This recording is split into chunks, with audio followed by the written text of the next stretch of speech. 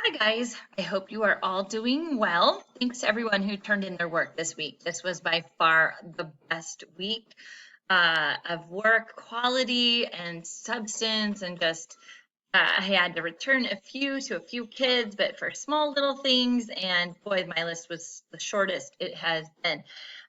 So I really, really appreciate that. So one quick word about this topic, war in Southeast Asia, in Vietnam, and that is that you guys should learn more about this next year in U.S. history. I know I had to cut my lesson short for my AP class because of the distance learning. So hopefully we'll be good in the spring next year and you can get the full Vietnam War. I find it to be one of the most interesting topics and just just such a strange time in American history and of course, in world history as well. Okay, so let's start off. I've got some questions. I got some great helpers this week. So for this question, why did Vietnamese guerrillas fight the French in Indochina? Annalie, I stole your answer. I thought it was really great, really thorough. So you wrote the French tried to reestablish the authority in Vietnam, but they forced led by the communist leader Ho Chi Minh, fought for the colonists and believed that if communists won, then communism would keep spreading to other governments in Southeast Asia. Okay, so we have a little word choice situation up here. It made it a little confusing to read out loud, but I definitely understood what you said and I got it. And you're exactly right. So remember, after World War II, the Japanese had controlled Vietnam, and then after World War II, the French wanted their colony back. And the French were like, "Nope, you're too valuable, so we're going to hang on to you." And this is what part I really appreciated, Annalie, about your answer was you said here the belief that if the communists won, then communism would keep spreading. And you're exactly right with that part. I didn't feel like you had to answer that. Many of kids didn't put that in their answer, but I really appreciated that you did. That made it a really great answer. Okay, second question. How did Ho Chi Minh's approach to communism differ from the Soviet model? So, Manuel, I borrowed your answer. So you wrote Ho Chi Minh's approach to communism different than the Soviet model by not focusing on urban workers and focused to rural peasants, and Ho also focused on national liberation. All right, so that's a really great point there. Vietnam has a lot of rural peasants, rural farmers, and that's who he appealed to. It's kind of similar to what Mao did in China, more so than what happened in the Soviet Union. And then this idea of national liberation, that is definitely more similar to the Chinese model than the Soviet model. So again, liberate is to set free. So Manuel, thanks for that answer. Next one, domino theory lead to the U.S. sending troops to Vietnam. So this is what kind of what Annalie talked about at the beginning in the first question. And Sierra, I borrowed your answer. So domino theory led to the U.S. To send troops to Vietnam because the U.S. believed that a communist victory in South Vietnam would cause communism to spread across Southeast Asia. So very nice answer. Kind of like with Annalise there, a couple little word choice trippy uppy. I'm copying and pasting these directly from yours. And that doesn't affect whether or not I give you credit, but I do want to just encourage you guys to read your answers out loud, catch those little word stumbly things before you hit submit.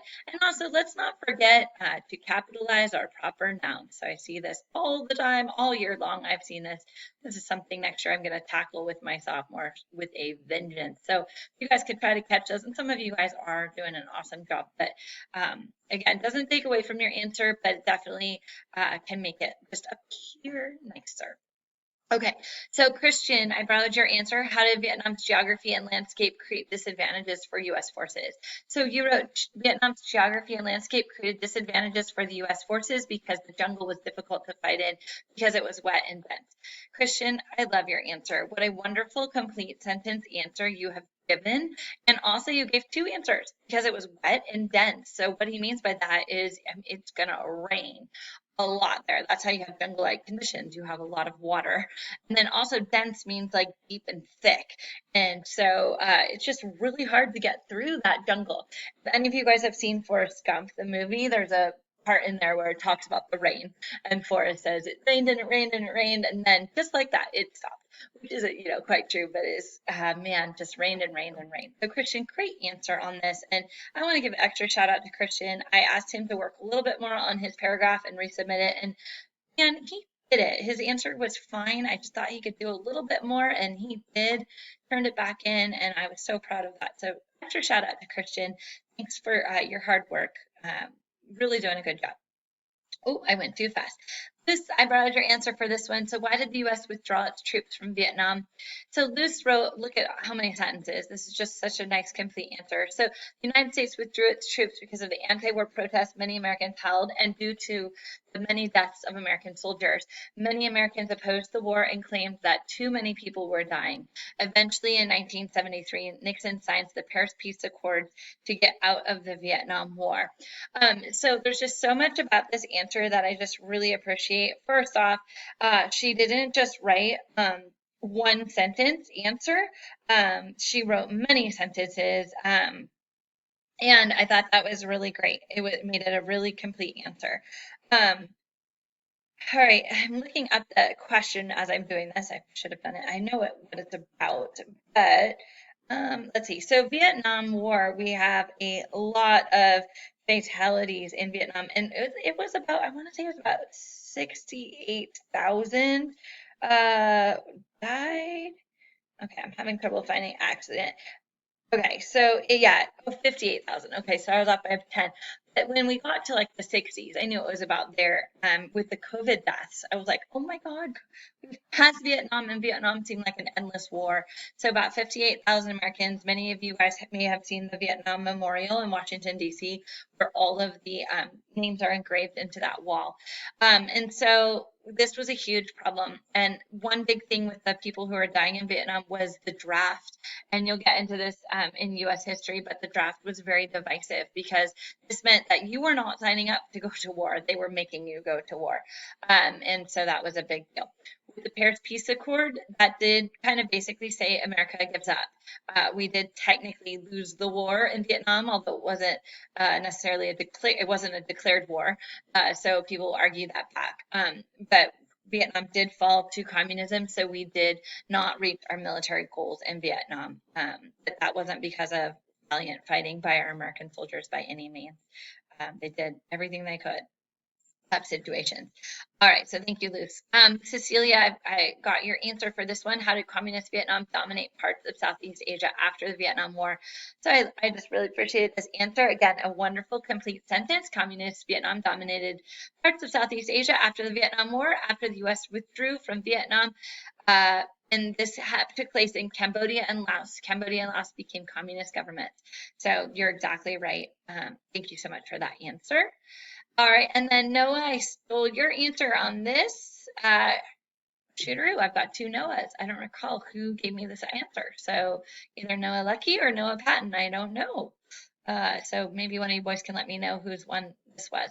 But anyway, so why did the French withdraw in the 1950s? French pulled from Indochina in the 1950s because of the opposition by the native Vietnamese population. And you're exactly right. The Vietnamese wanted to be free. They did not want to be colonized anymore by the French. And, World War II, they were occupied by the Japanese. So they just wanted to be free, have self-governance. All right, and then another section question, Omar R. So I have two Omars, so this time I gave credit with the last initial there. So Omar Radio, thank you for this answer. So how did a local struggle in Vietnam become a major Cold War conflict? So the United States entered the war on South Vietnam's side to stop the spread of communism, while the Soviet Union and China supported North Vietnam.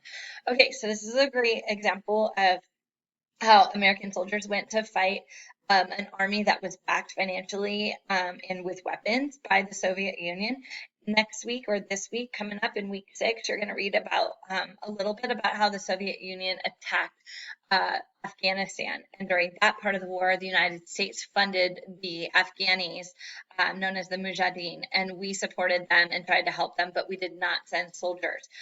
So little side note, this is where Osama bin Laden was trained in the war with the Soviet Union and Afghanistan. He was actually from Saudi Arabia, but he went to Afghanistan to fight the Soviets, and that's where we technically trained him. So just a little side note there, you may hear that on occasion, and that's why and where that happened. All right, Jose, loved your answers here on this one. So what different opinions did Americans have about U.S. involvement in Vietnam War? So they were outraged and saddened saddened by both, sorry, so we have this word thing again, read these out loud, you'll catch them, by both the mounting American and Vietnamese deaths. All right, so that definitely was some of the opinions that were had. Now, on the other side, some people wanted to continue the war because they feared communism more than just about anything. Just want to give a little side note here. When we use these pronouns, sometimes it gets a little confusing. So the sentence could have been better by saying the different opinions the Americans had. That would have been a little bit more clear. But I do appreciate how you also included the Vietnamese deaths. The Vietnamese died 7-1. So for every one of our soldiers that were killed, 7 Vietnamese were roughly killed. And this is what's known as a war of attrition that the North Vietnamese fought. They just didn't care how many lives were lost. They just were going to keep fighting and keep fighting. So thanks, Jose. All right, Sailor, I borrowed your answer here to the investigative question. I really appreciated your answer. So causes and effects of the war in Southeast Asia and America's role. So causes and effects of war in Southeast Asia include a desire for independence, which led to war with French. Both communist and non-communist groups led to a civil war that became a part of the Cold War.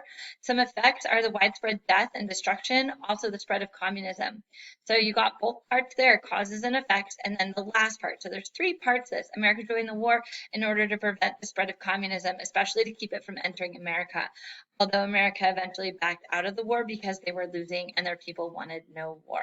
So Sailor, you did a great job of hitting all parts of that question. There really were 3 parts and you did a great job.